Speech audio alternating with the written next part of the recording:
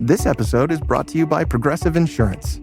Fiscally responsible, financial geniuses, monetary magicians.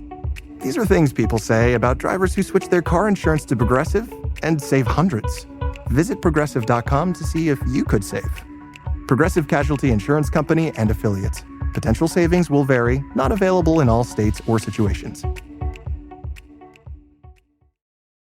This episode is presented by Tully, the perfect tool for high school and Division III programs. Tully helps coaches track player readiness, performance, and development all in one simple platform. Instead of guessing where your athletes stand, you'll know who's ready, who needs attention, and how your team is trending week to week. With Tully, you get the confidence that your players will stay strong and prepared deep into the season without adding more work to your staff.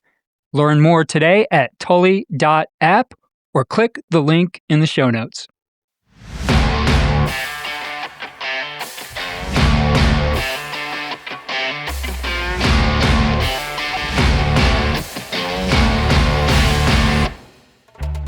You're going to play a lot faster when you're not thinking. You're confident in what you're doing. Guys are going to play free. They're going to play a lot better. What we try to do offensively, try to run the football, try to throw the ball. At the end of it all, just try to score points because that's what it's about. And every talk at the end of practice is about this idea of cultivation. The idea for us of cultivating is I want to take something fragile but with potential and put it in an environment where it can flourish. So that's every 18-year-old kid I've ever met, fragile but full of potential. And so our job is to put him in an environment where he can flourish.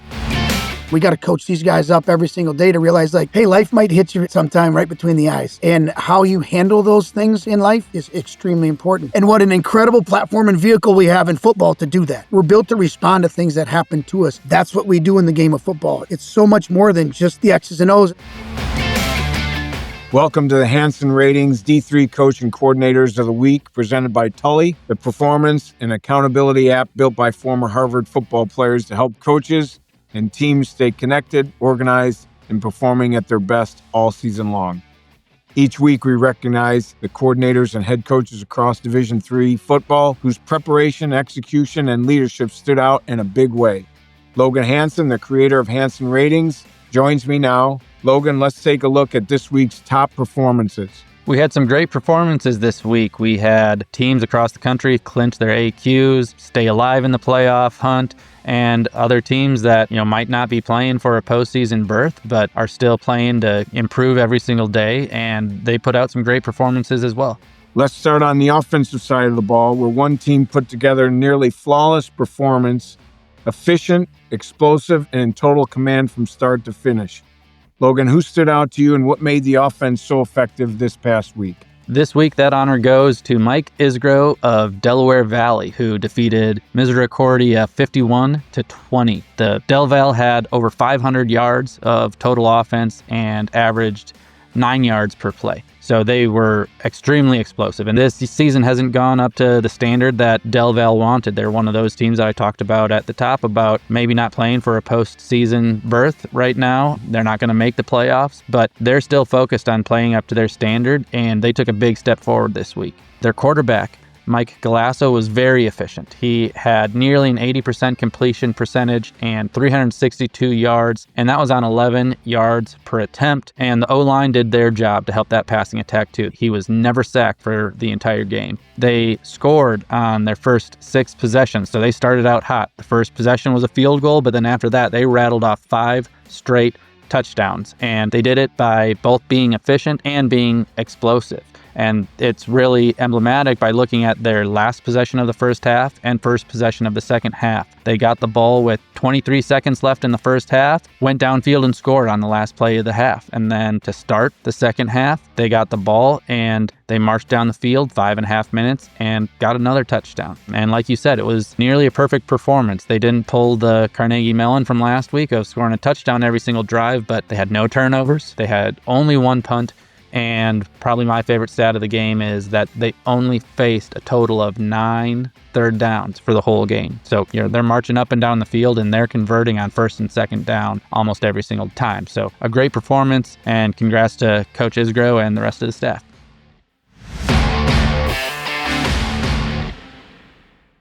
We opened this week on the offensive side of the ball where Del Valley continued its dominance. The Aggies offense was relentless, balanced, efficient, and explosive, scoring on nearly every opportunity and keeping the pressure on from start to finish. Coach, congratulations on the win and being named our offensive coordinator of the week. Before we get into the details, tell us about your staff and recognizing them. Yeah, thank you. Staff-wise here, we got a lot of guys that have been here for a bit. Also, obviously our offensive line coach, Greg Phoenix, been here. This is year 26 for him. So just having him around, his experience and, keeping the O-line guys ready to go and how much he does for our program behind the scenes as well with things like that. Wide receivers coach has been here, Coach Rob Carter, this will be year 7 for him. Another guy, coach for us on the O-line, a retired teacher, Coach Bonge. We have tight ends coach Sabota. So for us also, offensively is a huge plus is Coach Fontana. He's a former player here, played quarterback for us back in 2019. We went out to Sweet 16 and lost to North Central out there. He was the quarterback there. So to have another quarterback guy coaching different position, doing a lot's a huge plus for us and for our guys. He brings the young energy, which is always a good thing. So offensively on that staff, it's a great group. Obviously, we all kind of trust each other, take care of your position, make sure we're all ready to go, meet game plan wise. And then it's just about the trust that we're all kind of on the same page. We've kind of all been around each other. So that's a huge plus to our offense when it comes to that. Well, Coach, as part of the program, we ask that our coaches share some coaching thoughts or coaching thought with our listeners. You mentioned the idea of maybe your core thoughts on offense. How about you share a little bit of that with our listeners? And obviously, what you guys are doing offensively has been pretty successful. So I'm sure you've got some great thoughts to share. Yeah, I think for us offensively, there's a lot of core concepts, obviously, when it comes to, we're going to try to, I don't like the word balanced as much. I think it's whatever's going to help you win football games, but if we need to run the football, throwing the football, whatever it takes kind of, to score touchdowns, to score points, to get inside the red zone, come away with points is always, the main goal for us. But some of those core things, obviously from a run game standpoint, just like everybody else, you're going to run power, zone, do different things, how you get to those different looks versus some of the stuff that we do. And then from a pass game scheme, a lot of the stuff that you'll see on tape, it's no secret. You're going to get 10 games of us, 9 games of us. So we have no hidden tricks, but it's a lot of concepts that we'll run each week, but showing a different look, getting there a different way tries to help. I think that benefits our guys. It's a lot of same concepts, but how are we going to get there this week? How does it tie into what they're giving us from the scheme side of it, from the back end or even in the box? Can we fit it up? Does it make sense from a pass pro standpoint? So using a lot of motions to help also identify different things on the back end to help quarterbacks and running backs and also help O-linemen when it comes to the pass pro. And then also utilizing those motions in different run game variations to set it up to put us in a better situation, to scheme it up, to block it better, to where it fits up. And then we like to use some formation in the boundary and different things like that to utilize some things to the field, but then also utilize some things into the boundaries. It's always funny. We sit down, we talk. Wednesday, we do a lot of our red zone stuff. We'll have a lot of concepts, a lot of plays that, we'll run from August all the way up, and we'll rep those plays. And some of them don't get called until you get to week 6, week 7. 2 weeks ago, really, at this point, we ran a couple different plays. And we ran them every Wednesday. And, it's always reminding the guys, don't get bored of it. When it comes to time, it's going to be called. We need to be able to execute that play to a high level. And then we were able to run 2 of those plays 2 weeks ago and connected on them. Because sometimes those plays, once you use them once, they're kind of out, different looks, different variations of it. But obviously every week you're going to add some wrinkles, add some different things in there that are just going to match up well and look good on tape. And it's about just trying to get it to our guys in a way where it can make sense to them and they can see it, whether that's the O-line, whether that's the running backs, whether that's, the quarterback, because he needs to understand where we're trying to go with it and what he's looking for. And I think just keeping it consistent with a lot of those core concepts, core plays, and then building off of those to get us to a better situation, to make it a little bit simple, on that end. So we can play fast. Always talk about, you're going to play a lot better. You're going to play a lot faster when you're not thinking, when you're just playing football. I mean, if you know what you're doing, you're confident in what you're doing, guys are going to play free. They're going to play a lot better. So that's, kind of what we try to do offensively, try to run the football, try to throw the ball. At the end of it all, just try to score points because that's what it's about. That's our job, to score. And sometimes it's just getting out of a bad situation too. We used to do the same thing, Mike. We'd run the same plays in certain situations all season long, but maybe not run them until God only knows what week. My question to you would be, you're running those plays every week in practice, not using some of them until mid-season or late in the season. but are you adding things on to those plays so you're running it even more than what you would have been from the start of the season? Does that make sense? Yeah, absolutely. We're always going to add things to the weekly plan, like, hey, whether it's a run play, whether it's a different scheme, how we're going to block it up to fit it, or even just a pass play. And we're going to add plays in there. And then sometimes you're running that play to add on to later on in the season when that time comes up. Are we going to be able to use that to where, hey, we practice these other ones. They're really good to us. The guys get it. We know that they know it. They're going to be comfortable doing it. And now we just added on 2-3 more plays to build off of that to where, hey, now we can start practicing these for 2-3 weeks. So once we burn one or two, or you have those in your back pocket as well. And then, don't get me wrong, this week we hit 2 plays for big yard that weren't on tape, and something different, and one of those we put in on Tuesday just because it kind of fit up. So, every week you're going to add, you're going to do different things, but try to keep it in the grand scheme of what you have, what your base stuff is, to try to build off of it to where it does make sense. It can make sense to me. It can make sense to Coach Fedick, but we're not running the play. It's got to make sense to our guys. They got to operate it, at a high level. So, and I always say to the quarterbacks, if it doesn't make sense to you, I'll cross it off. It could be Friday, but it just doesn't make sense. You're confused on it. We'll get rid of that play because it's important to make sense to them. I just got to call it. They execute it. So, yeah, we'll build off of that each week, different things and add stuff every week too. Steal some things. You see something on Saturday or Sunday, obviously that's everybody's stealing from everybody. Football is football, always mess around. Like, it's how you can get that point across and do it and call it at the right time, but then the guys executing at the right time too. And this week, our guys made some plays, stepped up in some big moments, and they capitalized on some opportunities. So it was great to see that come to effect. We've had some games where some things didn't go that way, or missed an opportunity here or there. And, could have been early in the game. But, this week, the guys played really well. They were ready. They were focused. It was good. Well, obviously your choices have been pretty successful, Mike. And again, we wish you the best for the last week of the regular season. And we appreciate your time. And thanks again for being on, and good luck this last week. Thank you. I appreciate it. Thank you again for everything you guys do for the game and, the promoting of the programs and everything. And, obviously selecting Del Valle is big for our program and our guys as well. So thank you. Coaches, we all know the struggle with keeping players at their best over the course of a long season. You're trying to track readiness, monitor performance, and manage development, but most of the time it's scattered between paper check-ins, text messages, or spreadsheets that take hours to manage. That's where Tully comes in. Tully brings everything into one simple platform designed for high school and Division III programs. With quick athlete check-ins, you get real-time insight into player readiness, workload, and performance trends. That means fewer surprises, healthier players, and better decisions on practice and game day. If you want your team stronger, more durable, and more confident late in the season than they were in week 1, Tully is the tool you need. Learn more at tully.app or click the link in the show notes. Now let's shift to the defensive side, where one unit completely shut down an explosive opponent and controlled the game from the opening series. Logan, tell us about the defense that rose to the occasion and how they managed to dominate in every phase. This week, that goes to Bethel and their head coach / defensive coordinator, Mike McElroy. Like you said, they played a very explosive offense. Carlton was among the national leaders in yards and especially passing yards in the country. And Carlton could have won the MIAC if they had won this game. So this was one of those games I was talking about with AQ implications. But Bethel came in and they held Carlton to 3 total first downs on the game, and one of those was by penalty. Carlton's quarterback, Jack Curtis, he was top 3 nationally in passing yards per game coming into this game, averaging 344 yards per game, and he was held to 4 for 8 passing for 22 total yards before he left in the middle of the second quarter with what appears to be a hand injury.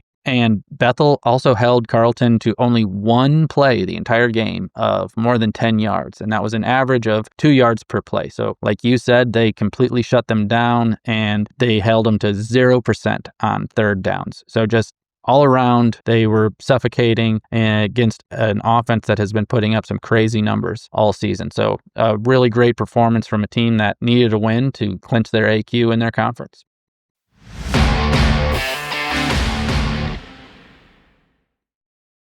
Next up, we go to Bethel University, where defensive coordinator, head coach Mike McElroy and his unit delivered a dominant performance. The Royals controlled the line of scrimmage, flew to the football, and set the tone early with disciplined, aggressive defense that never let Carleton find any rhythm. Coach, congratulations on a complete defensive effort and being named our defense coordinator of the week, even though you are the head coach. Before we get into specifics, we want you to have an opportunity to give some props to your staff as well, Mike. Yeah, thanks. Big deal for us in this program, and grateful for all you guys do for Division III football. Again, our staff does a great job. We got 2 full-time guys with me, Kyle Kilgore and Tavian Swanson, who both played for me. So that's kind of fun before I was a head coach and just DCing. And then a couple of part-time guys, and Tyler Krebs, Brady Baumsta, and Brooks Bird, that do a great job helping us kind of solidify that unit, and fun guys to be around. I've been here for a long time. So those guys are unbelievable and lead to the success that we have here.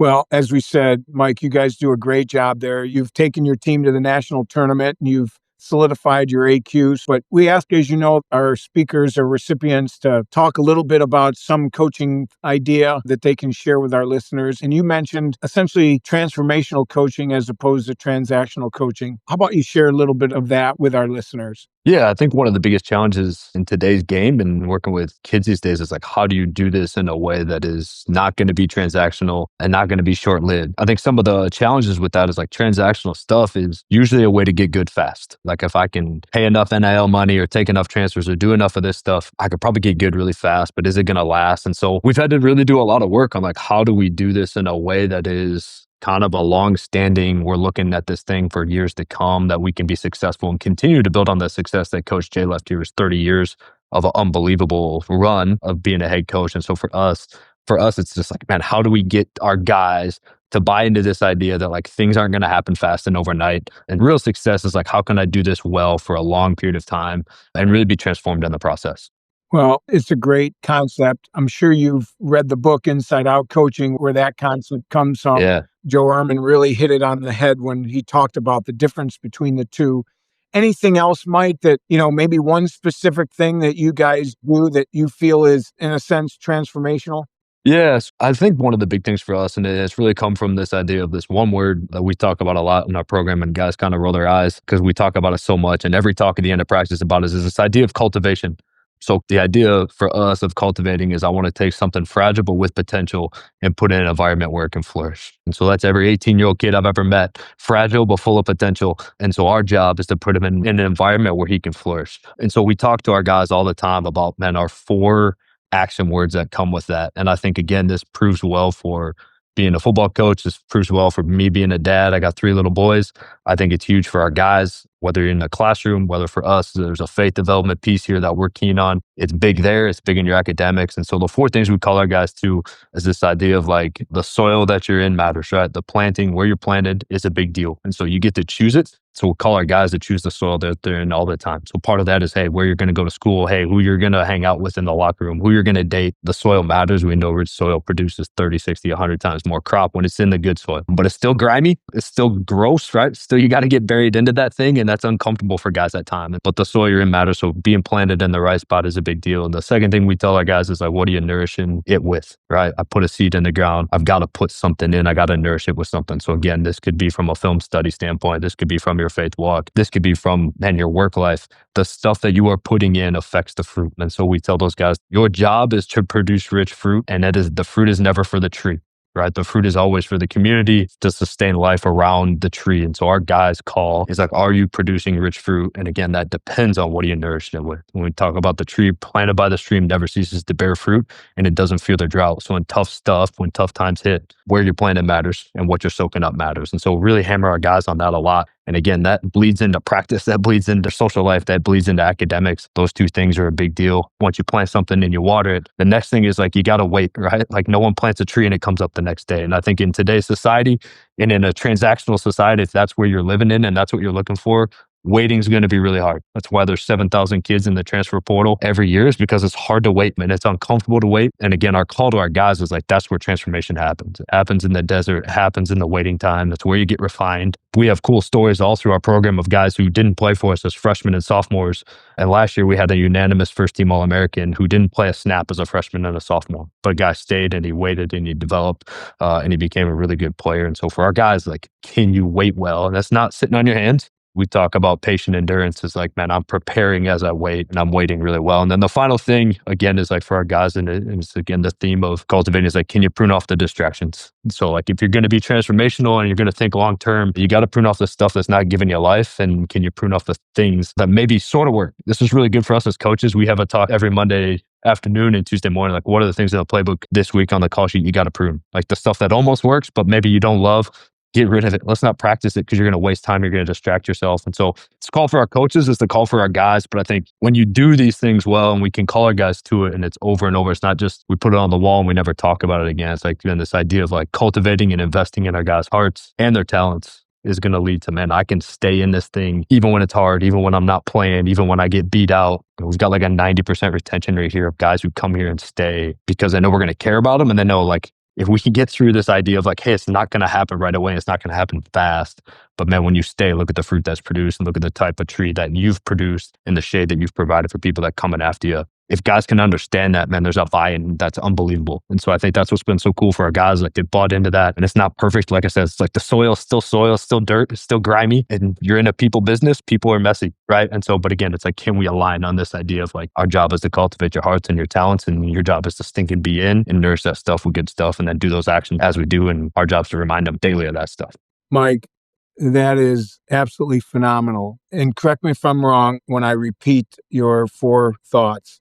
Soil matters, nourishing it, weight or patience is the third concept, and then prune off the distractions. I absolutely love how you put that. For me, there's a biblical sense to that, which I think is outstanding. And that is part of your philosophy or setup at Bethel, correct? Yeah, that all stems from us from like, man, in Genesis 2, it talks about, man was put in the garden to work it and to keep it. And that word work is protect and that word keep is to cultivate. And so for our guys, that's the call. Like, what's your job is like, man, to cultivate and then to keep and then protect this locker room, what this university stands for, what your last name on your jersey stands for. And so that's been the call to our guys. And we want to be attractive to those guys. And I think when we are and we're attracted to coaches that buy into that, I think, the sky's the limit for what we can do as far as a growth standpoint and how we care for our guys. Well, obviously it's working and it's working pretty well, Mike. And I commend you for that philosophy. I commend you for pursuing their lives, not just from a football perspective, from a life spiritual perspective. That's a great job on your part.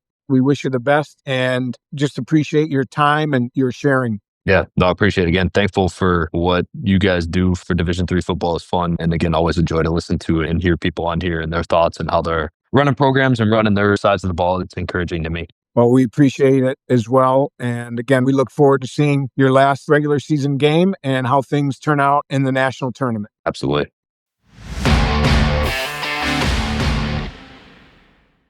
Finally, we close with our head coach of the week, a leader whose team played its most complete game of the season, executing in all 3 phases and showing what a disciplined, prepared program looks like. Logan, who earned the honor this week and what made this performance stand out for our head coach? This week, it goes to Peter Stuursma of Hope, who defeated Calvin 52-0. They outgained Calvin by over 400 total yards. Hope had over 250 yards both passing and rushing, and Kelvin was held below 100 yards passing and rushing. So both phases, offense, defense, through the air and on the ground, they really dominated the game from the jump. And they did that by winning in key situations as well. Hope was 73% on their 3rd and 4th down conversions, while Kelvin was only 23%. And Hope was also +2 in the turnover battle. They had 3 interceptions on Kelvin throughout the game. And looking at the average possessions for each team,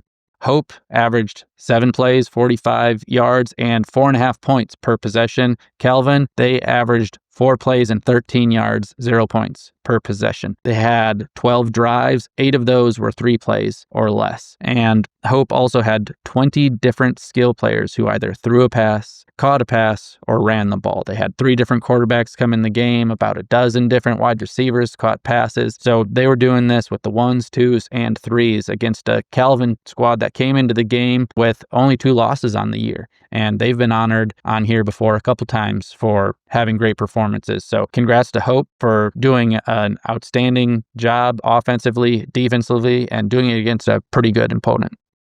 Finally, we head to Hope College, where head coach Peter Stuursma and the Flying Dutchman. There's a complete performance in all 3 phases. physical up front, sharp in execution, and full of energy from start to finish. Coach, congratulations on the dominant win and being named our head coach of the week. Before we get into specifics, we give you a chance to give your staff some props, Peter. So feel free to do that before we head into your topic. Thanks a lot, Coach. I appreciate it. That's an easy thing to do, to give our coaching staff, our players, the credit, all of the credit, because at the end of the day, it takes great dudes on the field to play and perform, but it takes a great staff to make sure that they're lined up in the right situations and they're coached up. And our defense coordinator, Jacob Pardonnet, played for us here at Hope, and unbelievable job with our defense, 2 shutouts in a row. Andrew Hawken is our offensive coordinator and does an unbelievable job with our offense. And they put up 62 and 52 2 weeks in a row. Recruiting coordinator is Hunter Thompson and coaches our O-line. And then our special teams coordinator is Jinx Arnold. And then, of course, the other coaches on our staff, as you know, it takes an army of coaches to do the things that they do day in and day out. Our coaches are incredible coaches. They work tirelessly to do the things that we do, but they're also incredible men to our guys. They're mentors, they're role models. They care way more about the things outside of football. I always make the joke we talked about earlier, it's more than football. So huge props to our staff, huge props to our players, because at the end of the day, I'm just a glorified timeout caller who gets to be around some really, really phenomenal people. And last Saturday was an incredible environment at our place. A night game against arguably one of the best rivalries in all of college sports, of Hope Calvin. And we were fortunate to play really, really hard. And you know, as a coach, when you can maybe just flip that headset up and just watch your players play really, really hard with tremendous passion and energy, it's fun. That's I think, one of the greatest compliments in the world to the young men that we coach. And obviously, your staff has done a great job, Peter, since you guys have taken over. As you know, part of the show, we ask our recipients give some form of coaching idea to our listeners. You had mentioned, and I think it's a great topic, that it's more than football. So how about you share with our listeners your thoughts on that, Peter? Yeah, thanks for the opportunity. I do believe it's more than football. It's so much more than football. You know, we do a tremendous amount of things each and every week. We have a survey that goes out every Monday for our guys to be able to get their lifting program. They have to take a quick survey. How are you eating? How are you sleeping? How are you feeling? What's your overall stress? And certainly it's a survey that they can, mark either 1, they're doing great, 5, they're not doing so great. What we've learned from that, it's another touch point for us. It's another opportunity for us to say, hey, what's going on? Hey, what's that class that you're struggling with? It's another touch point. The second thing I think is our players are very honest with us and upfront. And I tell our coaches all the time, like, we're coaching way more than just the game. We got to coach these guys up every single day to realize, like, hey, life might hit you sometime right between the eyes. And how you handle those things in life is extremely important. And what an incredible platform and vehicle we have in football to do that. We had an unfortunate situation happen to us early in the year. And I told our guys, like, hey, welcome to life. Life isn't going to be fair sometime. And I always said, we're built to respond. We're built to respond to things that happen to us. That's what we do in the game of football. It's so much more than just the X's and O's. And I think with the landscape of college football right now, all across, I'm doubling down on what we do. What we do here at the Division III level, but what we do here at our institution. It's our job to make sure we give our guys the opportunity to be great dads, great husbands, get a job in the future, right? So they can graduate, get a degree, and get that job. I've said it, I repeat myself sometimes. I don't really worry about repeating myself because it's what we believe in, it's what we value, it's what we appreciate. The moms and dads and aunts and uncles and grandparents that show up in August and drop their players off to us, I say to our staff all the time, it's no different than when I was a middle school principal for 10 and a half years and those parents entrusted us for 6 hours and 22 minutes a day. Well, these parents and grandparents and aunts are entrusting us with their young men for an entire year. We're going to see them more over these 2 semesters than they will see them over this course of these next 4 years. So that's a hefty responsibility and something we do not take lightly. But at the end of the day, we get to use a vehicle in football where toughness is not a swear word, where adversity is something we face. We've had some loss within our program of our players, whether it be a sibling, a dear friend from high school, a grandparent. It's been heavy, and I think that's where the brotherhood of football in that locker room, and I say it all the time, like, if our locker room, and you take our locker room and the way our players interact with each other, if we could just take that and say, hey, world, hey, society, that's how you should act, boy, what a great world we'd have, wouldn't we? Because we have so many different walks of life, from socioeconomic backgrounds, from sizes, shapes, skin colors, to religious beliefs, to political beliefs, and all these things. And we put it all in the locker room. And when we walk out that door and we touch the anchor to go on the field, we want them to be 128 dudes pushing on one goal and one rock. And I think that matters. I go off on tangents and you might have to hit stop, record, coach, slow down, because I believe that it matters what happens in our locker room. It matters what happens on the field. It matters what happens with 125 dudes. Everything's not going to be great, but I always say, live where your feet are, live today. We get one crack at today. One crack at today, that's it. Let's worry about today. There's snow flurries here in Michigan coming off the shores of Lake Michigan. Guess what? We can't control that. So let's enjoy it. Let's go out and we're going to play our Tuesday song. It's great to be alive in America. And we're going to play that song. We're going to have an up-tempo practice. And if you were to show up and watch our practice, I'd probably bark at you for walking on the green space because we don't allow that. We want to go. And I think that's that energy and that enthusiasm for what we get to do each day is important. And that's way, way more than football. Well, Pete, we appreciate that. And again, the lessons that you're teaching obviously are reaching them more than in just football. And it's obviously also translating to success on the field. And we always said it at BW as well, that it's more than just football. We are teaching them about life. And I always said, Peter, that good coaches teach their men how to win, but great coaches teach their men how to live. And that sounds like that's exactly what you're doing at Hope. Thanks for spending the time with us. Thanks for sharing. And we wish you the best, obviously, for this last week of the regular season. And let's see what happens. Thanks a lot. Appreciate it. And I also appreciate what you all do for Division III football. Division III football is really, really important.